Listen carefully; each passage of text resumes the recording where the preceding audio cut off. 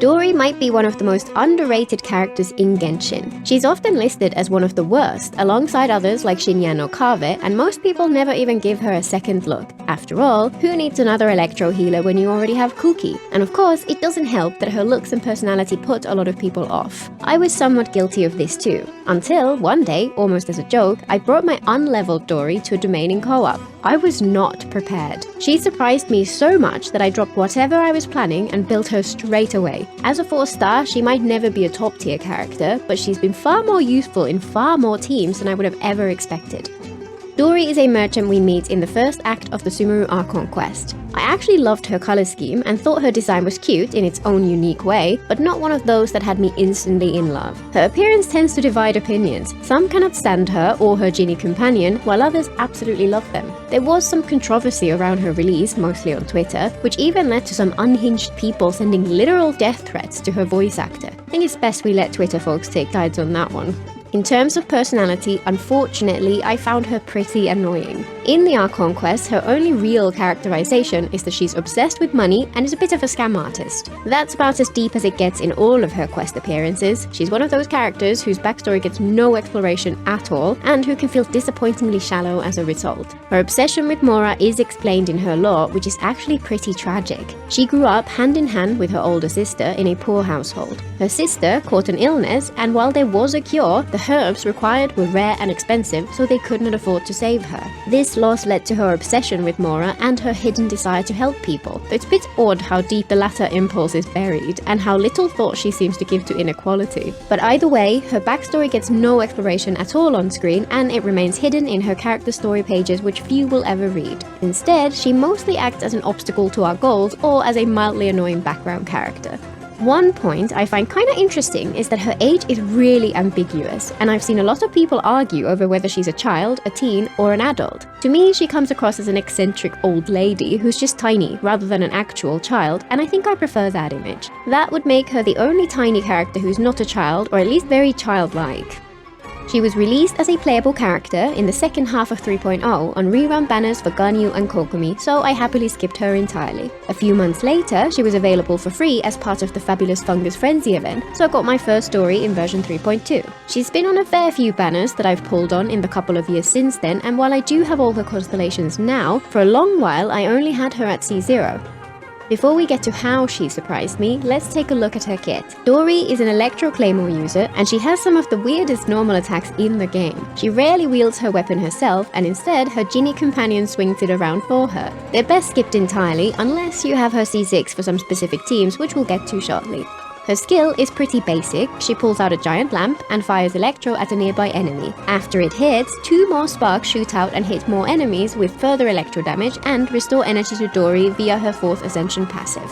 Her burst is much more unusual. She throws her lamp onto the field, which connects to nearby on-field characters via a visible line of electro power. This connection continually restores both HP and energy to the character, while also applying electro to them. When the connection line touches opponents, it deals electro damage to that enemy. If this triggers a reaction, then the cooldown of Dori's skill is decreased by her 1st Ascension passive. The cooldown starts at 9 seconds, but can be reduced to 6, which is a useful bonus.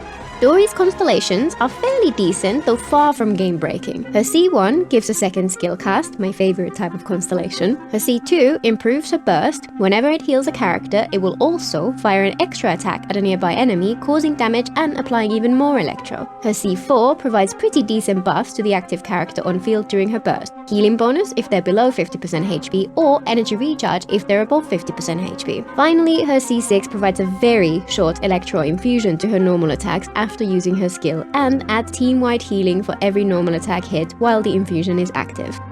So how did she surprise me? I ignored her at first, leveled her to 20 to get the free standard wish, but left her there unbuilt. One day I was farming artifacts in co-op and felt like trying something different. I stole Diana's artifacts for the 500th time, threw them on Dori, and brought her along for the ride. She was still level 20, with some random weapon and grand total of 13k HP, so I was not expecting much. Instead, she healed over 2k per tick. It turns out that she has very high scalings on her healing talent, both the percentage and the flat bonus, to the point that she's able to compete with the best healers in the game. For comparison, Kuki was fully leveled at that point, albeit with an EM build, and her healing wasn't that much stronger. Since Hoyo have yet to add true artifact loadouts, I build each character for one specific role and do not switch their artifacts even if I want to use them in a different role. Kuki is phenomenal as a Hyperbloom driver, so her build is optimized for that. The moment I saw just how strong Dori's healing was, I just had to build her.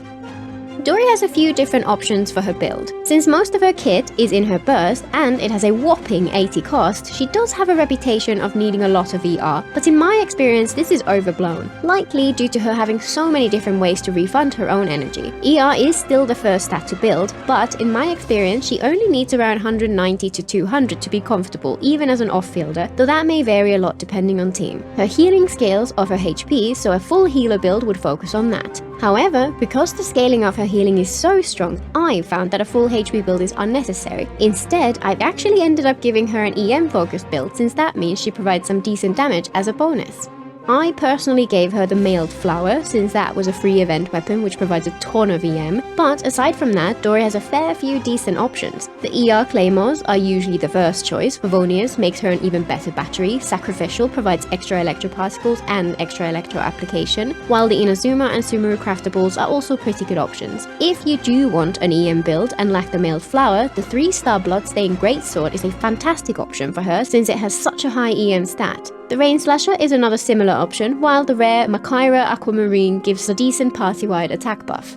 For a full healer build, Dori would want a HP Sands, a HP Goblet, and a healing bonus circlet. But, as I mentioned earlier, this feels really unnecessary to me because her healing is so strong that she really doesn't need it. Instead, I built her with an ER Sands, an EM Goblet, and an EM Circlet. She has only 23k HP with this build, but still heals very well, and with her fantastic EM stat, she contributes surprisingly great damage to the team. Dori also has several options for her artifact set. I built her with 4-piece Paradise Lost, which improves her damage in Hyperbloom teams only, since I had much better artifacts in that set than any other option. If you want to max out her healing, she could make use of HP and healing bonus sets, but for a more general purpose, she could buff the team with any 4-piece set out of Noblesse, Deepwood, Instructor, or Exile sets. 4-piece Gilded or Thunder Soother could both be options for her own personal damage, but it's probably not worth the effort when you could just use a combination of 2-piece ER, EM, or healing bonus sets instead. 4-piece Thundering Fury also boosts electro reaction damage, so it could also be a good option, but sadly that domain absolutely hates me and I've never been able to put together a strong enough set for it to be worth trying. For most builds, her burst is the most important talent, with her skill being second priority and her normal attacks are complete irrelevance. I personally have her burst and skill at level 9 and 5 respectively, or 12 and 8 with Constellations. One day I'll probably level up her skill a little more, though for now someone seems to have stolen all my Mora.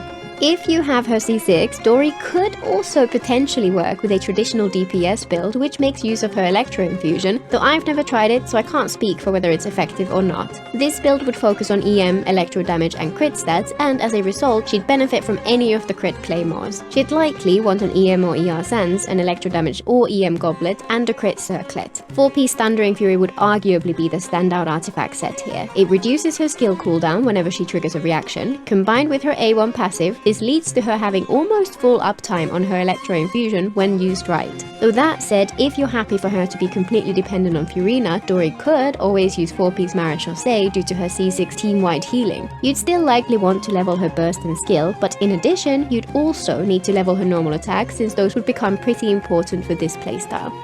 So, as I mentioned earlier, many people feel Dori is an absolutely useless character. Why is that, and where are their reasons she's better than they think? There were two main complaints that don't match up with my experience. First, her burst cost 80 energy to cast, lower only than Raiden and Yaemiko. Many guides claim you need to build her with upwards of 250% ER as a solo Electro, which would be a hard target to reach while still aiming for good stats elsewhere. However, in my experience, even my Dori's 190 is way more than good enough, and I suspect this is because her energy regeneration talents are more effective in practice than people expected. Second, I've seen people talk about her elemental application being lower than ideal. Her burst does have a less generous ICD than typical, but in my experience this has not been noticeable at all. Especially at higher constellations, with all her extra skill cast and elemental infusion, she applies a ton of electro. But even at C0 she was a reliable Hyperbloom trigger.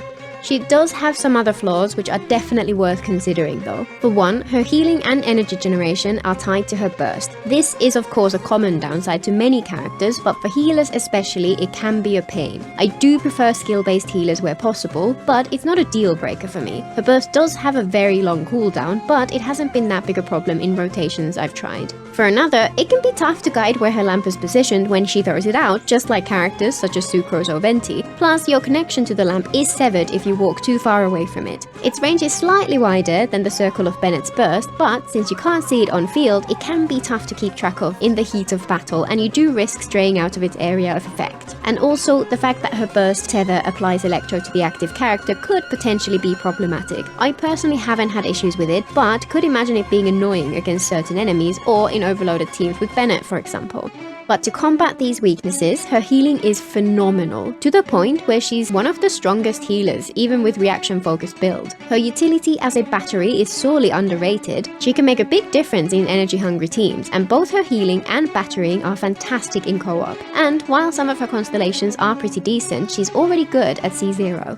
While I had originally expected to build Dori as a pure healer, her healing is so strong that I ended up giving her a surprisingly similar build to Kuki, and honestly, the existence of Kuki is the real reason people dismiss Dori. Kuki is marginally more comfortable because her healing is part of her skill instead of her burst, and because it's fully mobile and not tied to a circle or an item dropped onto the field. Dori's healing is stronger and she provides extra utility as a fantastic battery, but Kuki's convenience is hard to give up. In addition, while their damage potential is fairly similar, Kuki's Electro application affects a wide circle around your active character every time it pulses, which tends to be more consistent. But overall, while the perception is that Kuki is an infinitely better choice than Dori, in reality it's actually pretty close. And if you're going up against content you'd benefit from a stronger healer or some extra energy, Dori really does have her place.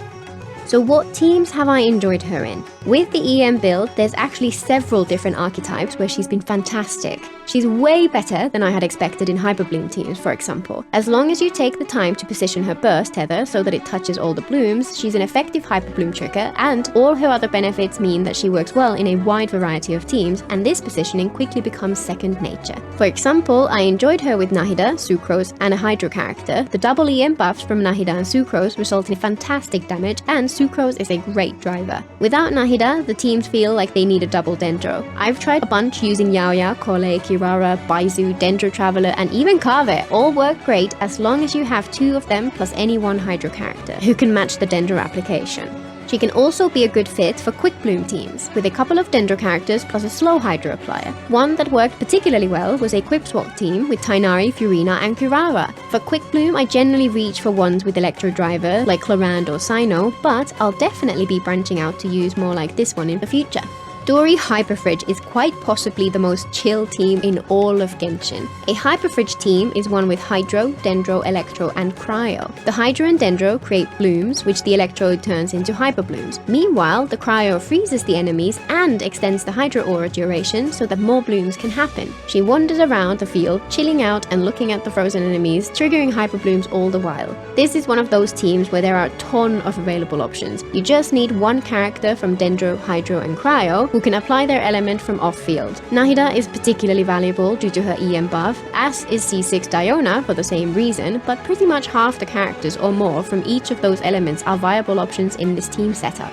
She's also a fantastic option in Catalyse teams since she applies enough Electro and heals. My favorite Alhaitham teams, for example, tend to be with him, two Electro characters plus a Dendro healer, either Baizu or Yaya. If neither of those are available, Dori could fill that healer role and let you bring along any other Dendro character instead. I particularly like bringing along Kirara for extra defensive utility, since the team's damage is already pretty strong. The same goes for any Tighnari Quicken team. Having such a strong Electro healer opens up tons of team compositions which are well worth experimenting with.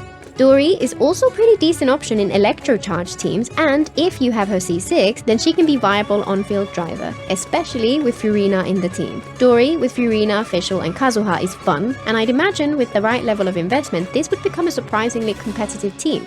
Physical teams are usually ignored in Genshin for good reason, but if you do want to play around with some, Dori is a great option. Kaya plus Dori is a pretty great base, or perhaps with Ganyu, Rosaria, or even Aloy. I tried this out a fair bit because I adore Lynette's normal attack animations and often want to enjoy them in Overworld or in Domains. Lynette, Dori, Kaya, and Furina was a ton of fun for me.